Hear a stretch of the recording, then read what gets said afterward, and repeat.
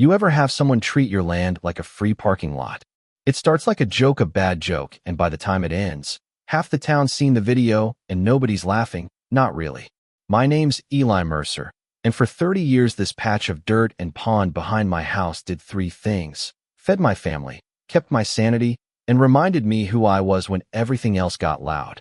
I grew up with the sound of tractors at dawn and frogs at dusk, and I learned to read land the way some folks read newspapers. Every ridge, every low spot told a story. Willow Bend is small, not pretty on postcards, but honest. We don't lock our gates, 'cause the fences mean little when you know your neighbors by name. That's how I liked it. Then Vivian Hargrove moved into the new subdivision up the hill and decided she'd fix everything that, in her opinion, was broken. Mostly what she fixed was other people's business. Vivian was the kind of person who believed rules were ornamental until she had a clipboard and a sense of mission. She ran the Meadowview Homeowners Association like it was a Broadway production, polished, rehearsed, and cruel when the curtain fell the wrong way. At first it was petty, a note about aesthetic concerns nailed to my mailbox, a polite but firm request to trim a tree that's been growing since before she was born. I smiled, I trimmed, I tried to be neighborly. I always try to be neighborly. But neighborliness is a two-way street, and Vivian only seemed to drive a convertible on ours.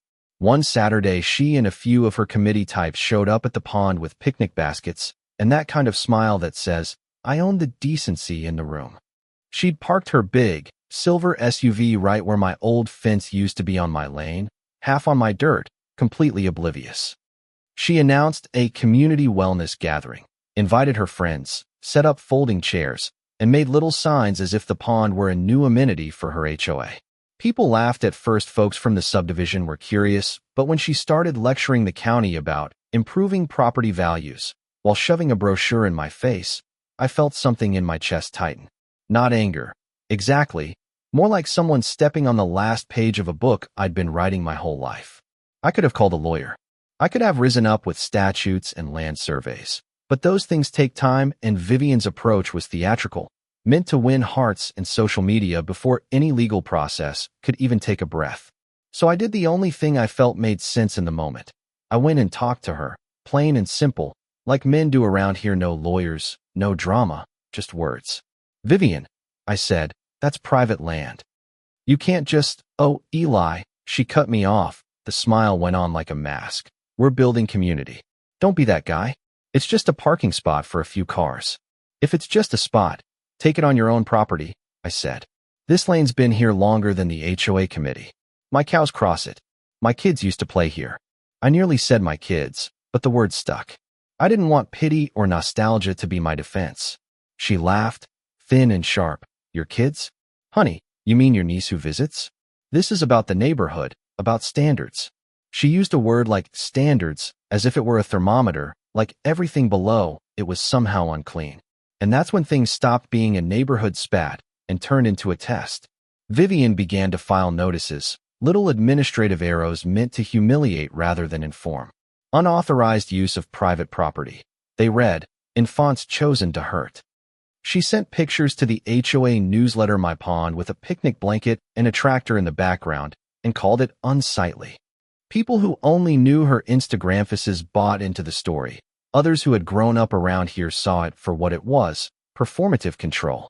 There's a certain weight that builds in a man when he watches people bend truth to look better in public. I could feel it like an ache. I didn't want to be the big, loud spectacle. I wanted to be the steady hand that remembered deeds, title lines, the old map marked by my grandfather. So I started to gather things, a few documents, a tape measure, a cooler of patience. I talked to Rosa.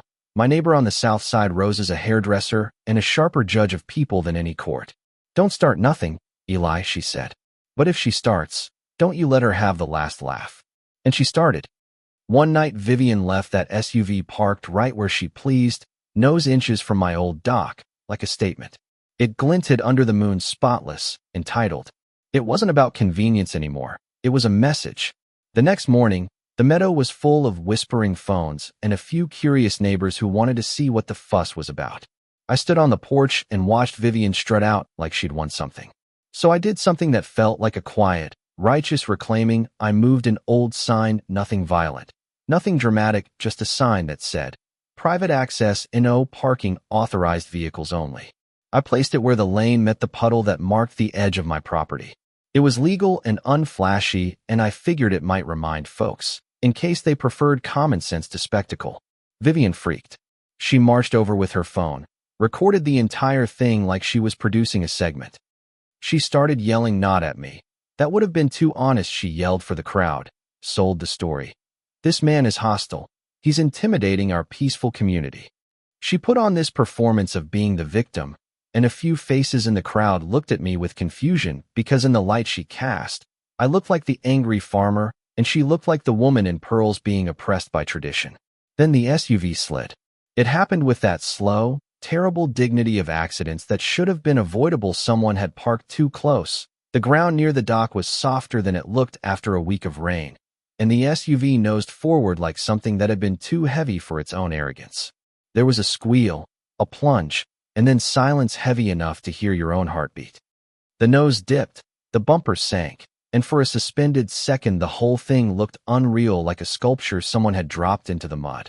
People screamed or laughed or cried. It depended on who you were and where you stood with Vivian. She stood in a ruined dress, mud on her shoes, phone still in her hand, eyes wide and furious. For a beat, I felt nothing but a stunned sorrow, and nobody should watch their life, even the life made of brash choices, go under like that. But then Vivian began to point, to blame, to cast herself as the wounded heroine, and the crowd shifted. That's when the sheriff showed up, Sheriff Dean Morales, who's been a friend of the family for years. He walked across the mud like he was stepping into an altar. He took one look, checked the title lines in the office later, and then the slow gears of a county system that's not built for spectacle began to cranking the truth out. Turns out the old survey, the one your grandparents joke about, matters. There were easements and conservation notes, a ribbon of protection along the pond that meant certain activities like setting up commercial-style events without permission weren't allowed. My grandfather had registered a conservation clause long before Vivian's subdivision planners drew up their fancy renderings.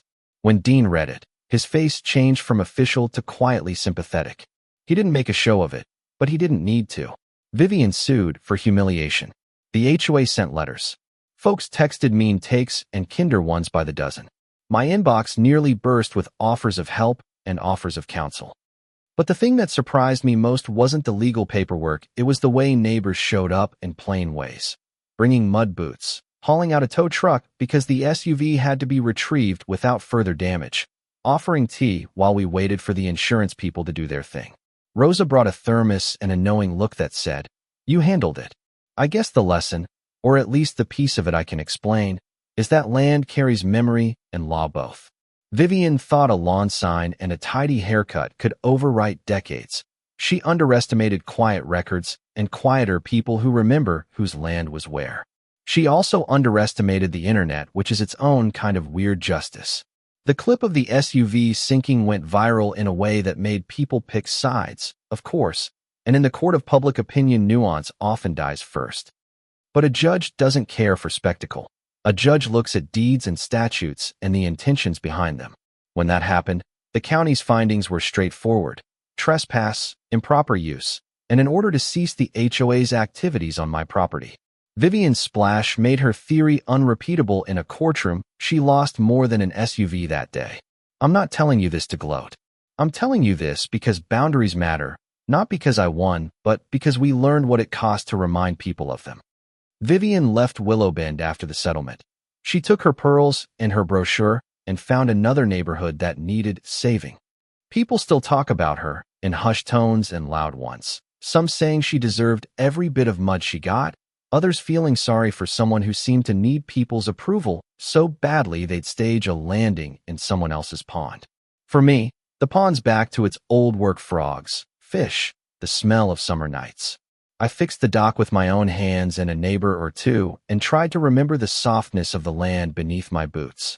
Harmony is not the same thing as silence. There will always be loud people. But if there's one thing I'd tell anyone in a row like this, it's that you don't have to be loud to be right.